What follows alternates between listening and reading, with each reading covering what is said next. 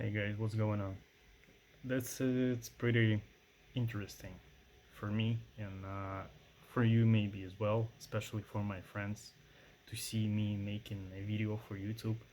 So since it's New Year 2020, I believe it's a perfect time to not wait for 2021 and start doing something right now because all those false promises for the next year.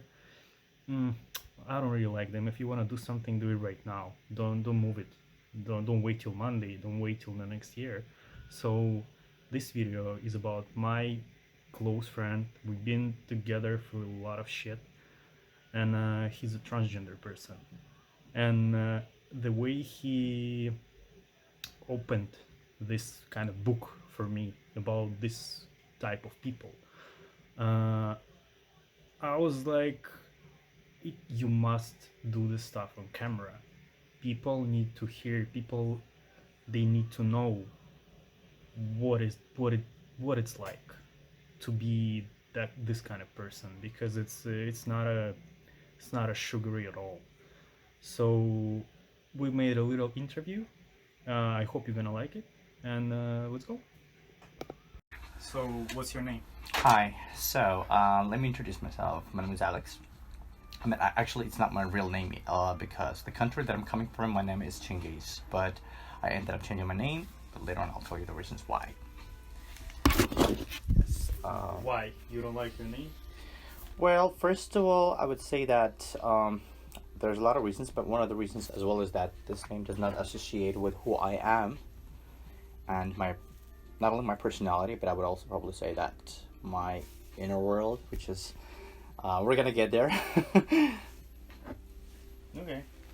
What are you doing here? So, one of the reasons of me coming from the United States of America is because I'm one of the members of LGBTQ community, but if to be more specific, that I'm non-binary and probably transgender. That's how I acknowledge myself. And the reason why I came here because back in the country where I'm coming from, it is deadly dangerous and almost impossible to survive if you are an LGBTQ. So I'm an asylum case in the United States of America, but also there's another reason why I came here is because to make my dream come true. Okay. Let's start with the first question. When did you discover that you're different? Wow, that's a nice question actually because that literally probably happened since I was really small. A lot of people has a misconception about the with the gender dysphoria because by the society we're all used to the fact that if you were born as a male then you have to act as a male, and if you're born as a female then you have to act as a female. And honestly, I don't think it's got anything to do with the sexuality, even though sexuality can be a part of it. And I discovered that when I was really, really, really young. So probably when I was probably like 4, 5, 6. Okay, but first of all, how you discovered, like, what you felt? You were scared, or you were like, yeah, this is who I am. You were more confident about it, or you were like, I was definitely not confident. I was definitely not confident because, I mean, I don't think that any person who's got the gender dysphoria can be very, very comfortable with this at the beginning of his life because, as I said, in the community and the country where I'm coming from, if you were born boy, then you look around and you have to see how other guys act, and you have to act exactly the same way. Where for me it was very hard because, first of all, till I got probably 12, I was still hesitating with my gender dysphoria because I didn't know what I was. I definitely didn't identify myself as a queer male, but I was like still searching for myself. I was trying to find someone like me because it was very difficult because who I was, I could see only in the females around me, and in the males I could see the opposite sex, which was very weird for me. And so I guess that was the main fact that I wasn't comfortable with that. have you met any other transgenders in the place where you came from? Okay, first of all, not in real life. And the second thing, I knew a few transgenders, not personally, but through my friends, that 2 of them were actually mortally killed. And one of them committed suicide.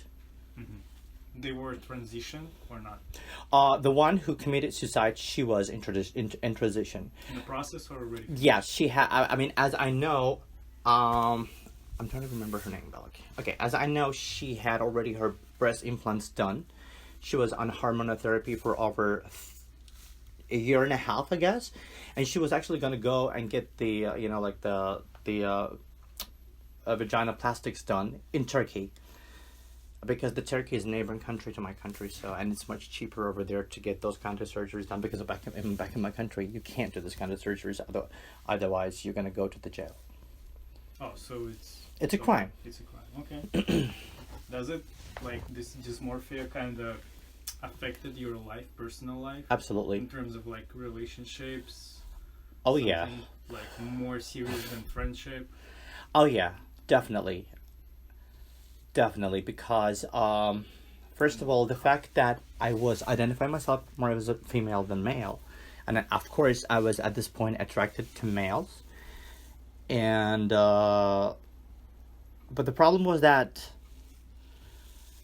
it was kind of awkward for the guys that I like to tell, for me to tell them that I like them, because they would immediately start making love at me, or even attacking me, or even being really violent with me, because, and I couldn't understand why, because I honestly didn't think of myself as a guy who's coming up to another guy to meet him, because I never had a desire like of being treated like a man. And what I think was really hurting me is that in my personal life, all the guys that I was having crush on, I was expecting them to have crush back on me, because I simply was forgetting about my physical body, and I was just, associating and focus on my inner side. And that's always been one of the biggest problems. But also, I think in general, suffering from like gender dysphoria and finding an appropriate partner is one of the hardest things that you can ever do in life, because you need Because to. you're attracted more to straight male. Yes, because you don't really. Okay, first of all, when you suffer from the gender dysphoria, it is not a sexuality. It is not a sexual orientation. So it's not like, okay, I know that I'm a guy and I like other guys. Yes, right now, if anybody looks at me, I'm quite fit. I love sports. I love going to a workout and all these things. But I'm not doing sports because I want to look masculine, but I'm doing sports because I want to be in shape. I want to look aesthetic. Doesn't matter whether I'm stuck in a male's body. I still want my body to look nice. I still want myself to look nice. I still want to put myself out there as someone who probably as who I am, you know. No more pretending and stuff like this. Yes, I can be like, and I can acknowledge myself in this body, but still. But you're not attracted to gay male.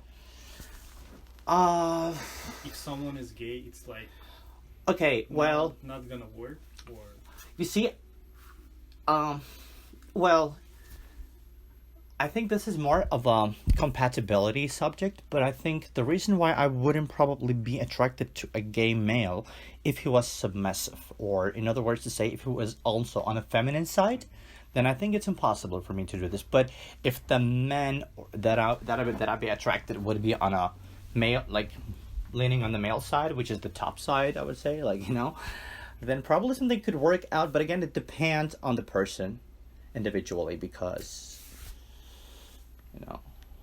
okay, makes sense. because right now, to be honest, I think that this would be anyways hard and difficult for any straight man to be attracted to me in this kind of position and condition where I'm actually having my physical body, even though they might consider me an amazing person because of my personality, because of my character, but at the end of the day, the physical appearance is very different to what's going on inside.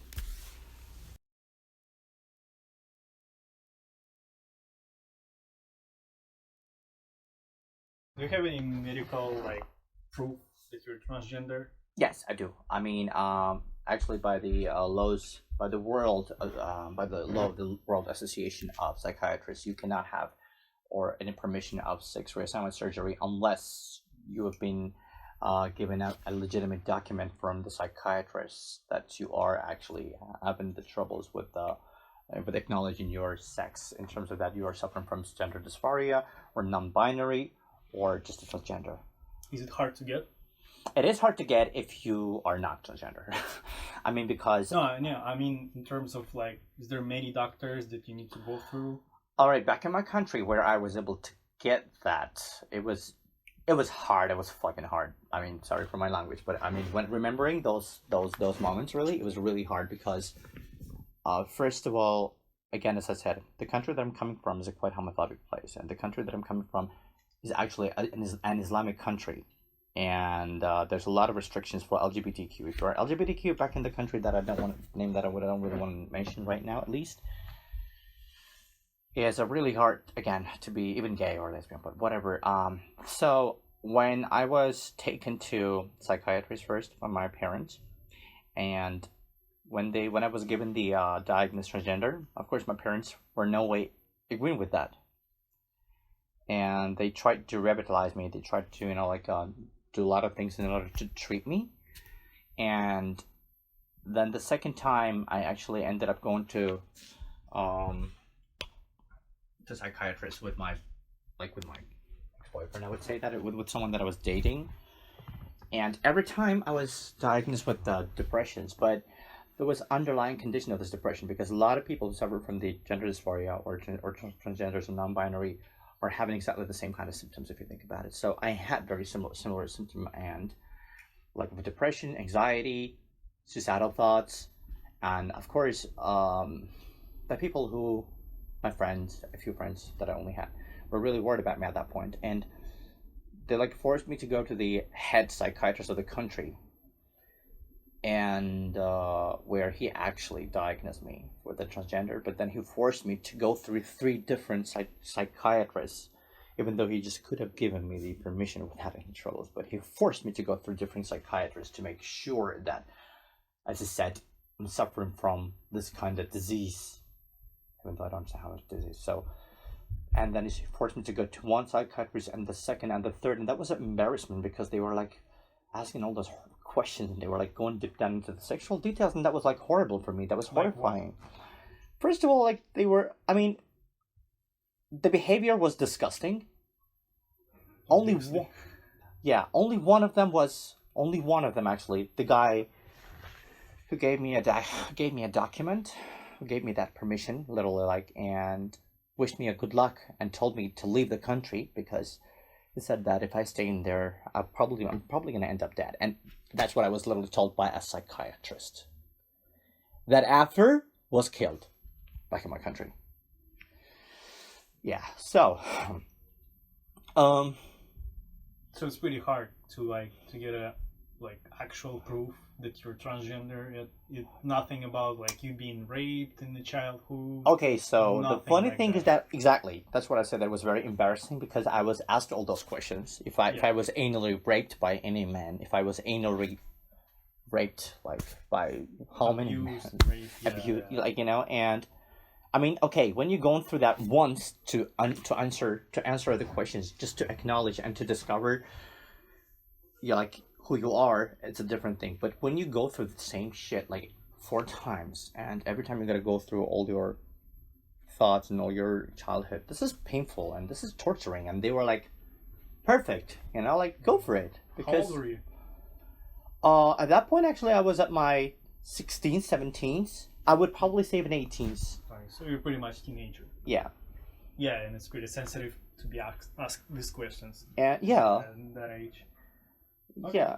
So what you can say about misunderstanding in the society about transgender people? So first of all, okay, now that our world has developed so much, by the way, just before I go up to this question, just as a matter of fact, to tell you what I was going to tell you in the previous question, when I came to the United States, I only found out that you only have to go once to psychiatrists to get the permission, and there are not really any sexual questions involved.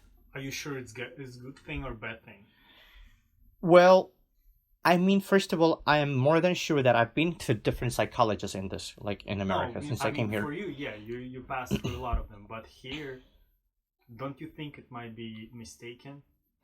Well, if you are actually dealing with a very liberal psychiatrist who is not judgmental, you know what I'm saying? He will try to give you the right direction. Like, he won't be like, you know what?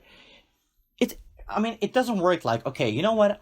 I want to be a woman and I'm going to a psychiatrist. No. Want to be and I am is a different things.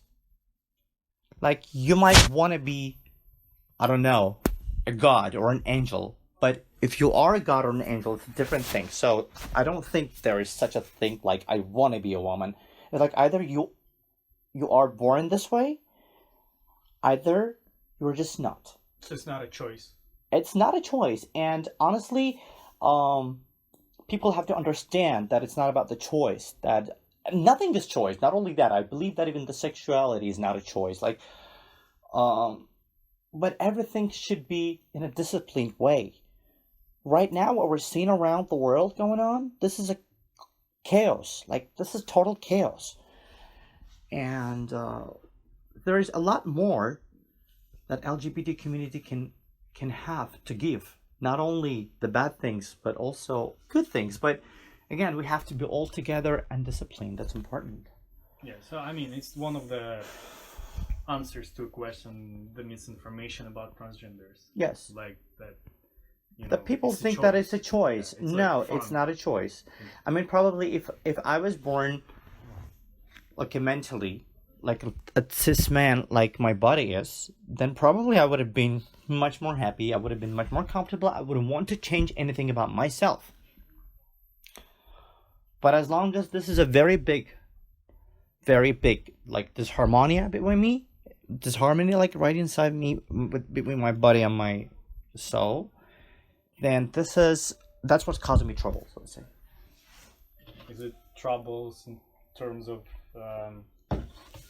relationships or achieving your goals or everything?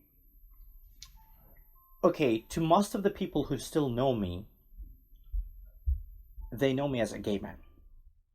Fact. You know, they know me as a gay man. Like, but at the same time, it's your choice to not opening up.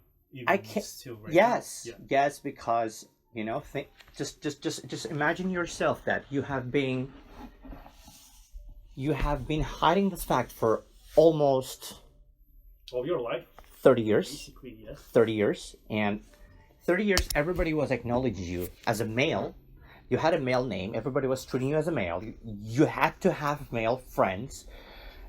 I mean, your relatives had expectations from you as from a male. You know, like, everybody, like, even now, thinking that going through that reassignment surgery would hurt my parents, would hurt probably their health, because they are very vulnerable right now. They're like aged already. Like, this is a complete, I mean, chaos for me in my life, because I still feel like I'm stuck. And even though I'm in a different country and I can be now more or less myself, but I'm still frightened of letting people know that I'm a transgender. Because I'm so not used to this yet being out. When I say that I'm gay, they're like, okay, there's no judgment. But, I mean, when I kind of try to hint that I'm transgender or non-binary, people are having a hardship to understand it.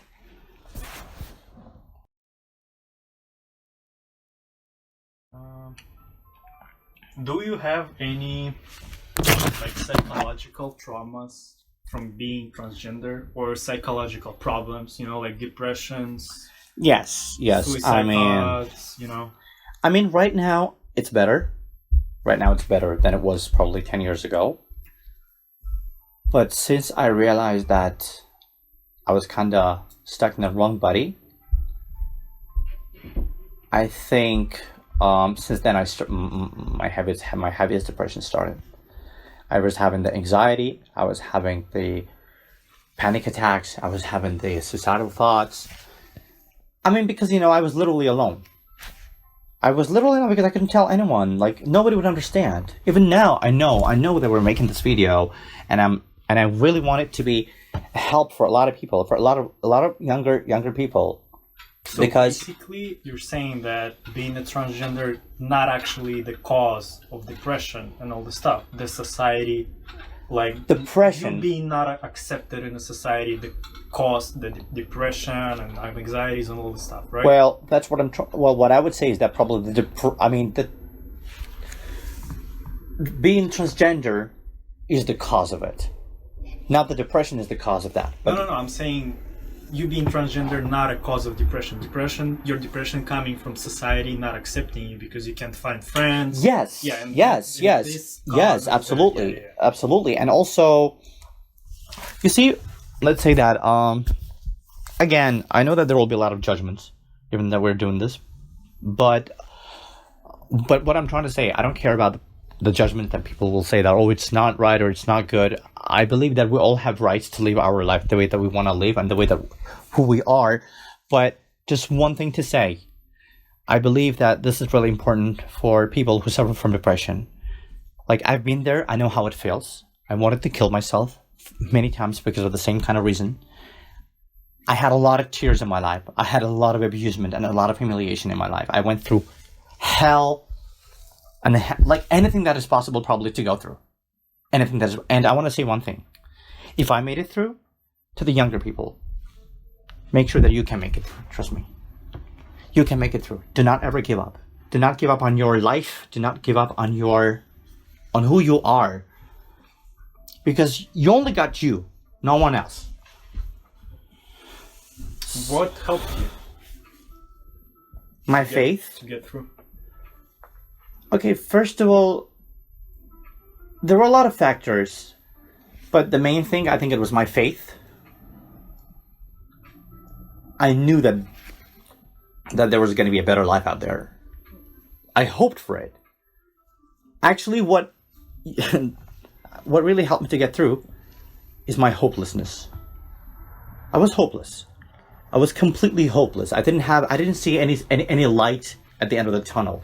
And I think that was the only reason, the fear made me just do it. Because now, thank God, things are more or less better. But back then, with all the persecutions that I had in my life, oh no. Dreaming of a peaceful life, it was just a myth for me. Yeah, I believe. So what you can say for younger people, what kind of advice you can give them? First of all, as I said like a few minutes ago, never give up on who you are. But it's just worse. I mean, where to find the source of like keep going? Because you see how many of transgenders committing suicide. Yeah, I mean the rate of suicide in the LGBTQ community something within transgenders is lost. Anyway, people changing the gender, doing everything, still committing suicide. Yeah, crazy percentage. Yes, that's true, and I think I know one of the reasons why. Because the reason why transgender people actually go for the sex reassignment surgery, the reason why they do it is because not only because they want to have a female's or male's body, but also because they want to be accepted as an individual. Because when for example, like you're my friend and you're a straight man, and I come up to you and I'm like, hi, like let's say I'm Anna, and you look at me like, are you like literally nuts? Like, because what you're gonna see in front of your eyes is the dude who's is telling you this and is trying to like introduce herself with you. To you. No, you won't accept that anyways. You won't even listen to that. But when you're a transgender, it's like, okay, you look at that woman as a woman. So I did my best to be able to fit my inner world with my outside. So physically I'm also like technically a woman. But transgender people have that hope that people will finally stop humiliating and abusing them and accept them as a part of society, because we can be a part of society. But it's sad when you literally waste and spend so many years on those horrible, very, very harsh, like therapies, hormones. I mean, surgeries, 1, 2, 3, 4, I can like number of things that you go through just to be accepted. And when you come out, people still don't accept you. imagine the impact it makes on your brains. You're like, fuck it, I'm done with it. So what do you think about the transition in terms of, let's say, if transgender people gonna be accepted in the society like completely? Is it gonna be necessary for them to do the surgeries and transitions? Okay, well, let me tell you something. I think this. Well, there's a different thing. That's why, like, there is a terminology that is called transsexual, and there's a terminology that is transgender. So the difference between these two terminologies is that after the surgery, you can be called transsexual because you literally have done the surgery. Transgender is what you identify yourself, even though you're not been through any kind of procedures or the therapies, but you know that you're a woman inside or you're a man inside or you're non-binary. So I think still, no matter how we want the society to accept us the way that we are, there will still be people who want to do the transition, because there will still be people who are not ready to accept you, who are not ready to look at you as a guy and tell you, okay, I'm going to call you she, because on the outside I may be he, and the inside I may be she. But I mean, at the end of the day, I will want everyone to accept me truly, not pretend like they do here. Because let's be honest, people, we're living in a beautiful liberal country, but some people will call you whatever you want, but it doesn't mean that they mean it. And you know it, and I know it, everybody knows it. But we want to be accepted the way that we are. Because I don't go up to a straight guy and tell him, okay, you know what? You gotta love guys or you gotta sleep with guys. This is bullshit. The same thing about, you cannot come up to me and tell me you gotta be a man because you were born in this body. Yes, probably I was born in this body, but have you seen the underlying things that I've been going through? No. Do not judge the book by its cover. That's the most perfect saying that I ever heard in my life. And this is so actual. Do not judge the book by its cover.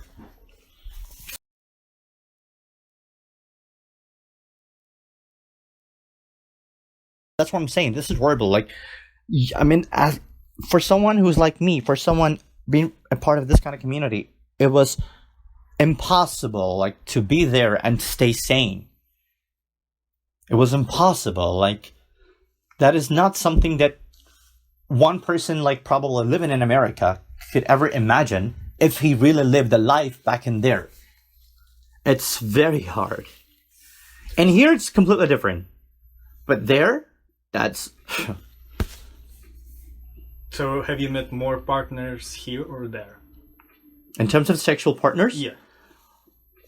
The funny thing is that I would probably have more sexual partners back in there, but again, it's because of the sexual hunger and everything and all this dirt that was going on around there. Like, there were men into me because they were thinking that I was good looking, that I was kind of a little bit on the feminine side and all this stuff. Where here, it's actually hard to find a partner because, but we're talking about New York, not America in general. Well, New York, I think, is a big boiling pot. So I think in general it's a little bit complicated in terms of relationship in New York, because I have a lot of straight friends, I have a lot of gay friends, lesbian friends, bisexual friends, pansexual friends, like anything that you want. You can find her anything, but at the same time, the city is beautifully big. The city is full of opportunities, but it's also a little bit lonely. And again, I don't think it's about the sexuality, but I think it's about the humans here in New York. Everyone is too busy with something. Everyone is too in rush. So, but definitely, if compare, like, New York is a heaven compared to the country where I'm coming from for people like me.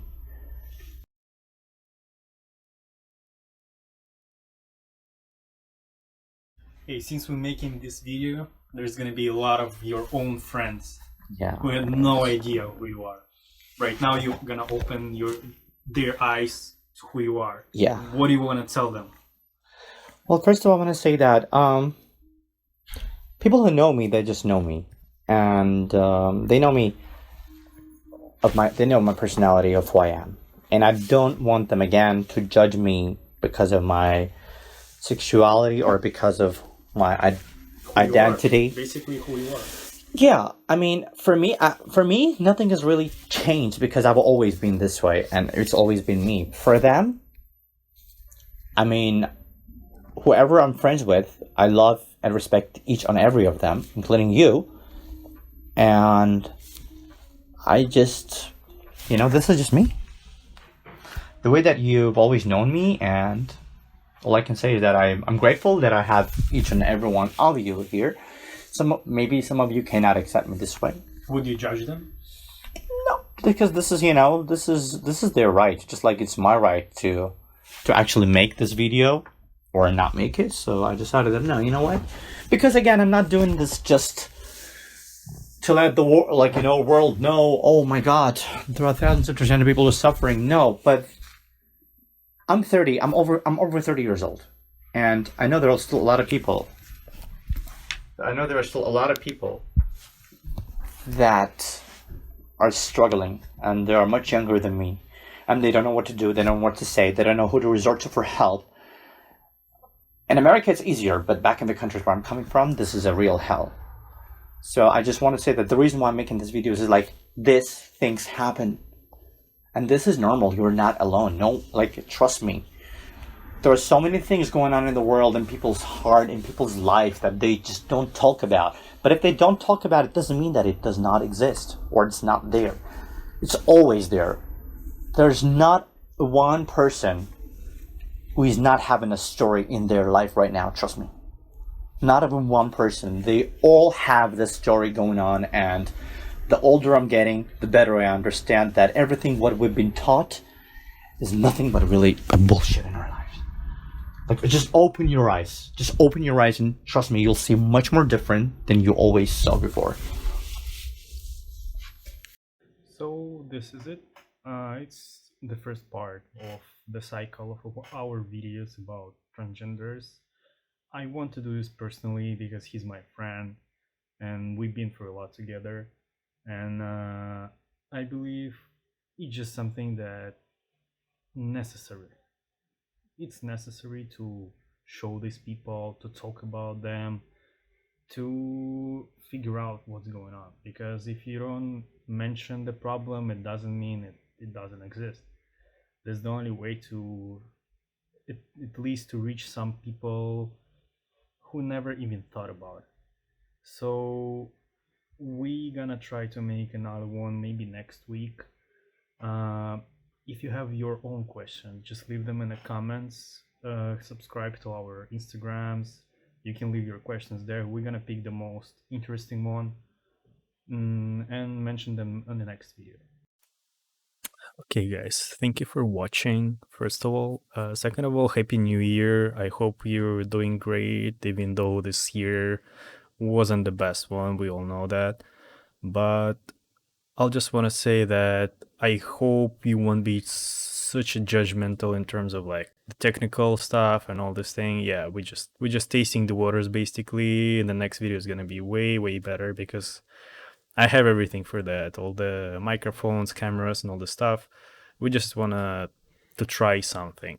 If it's gonna work out well, yeah, great. If it's not, well, we're gonna keep doing this stuff, but maybe not such enthusiastic as we could. But yeah, that's pretty much it. Leave a like. You can subscribe to my channel.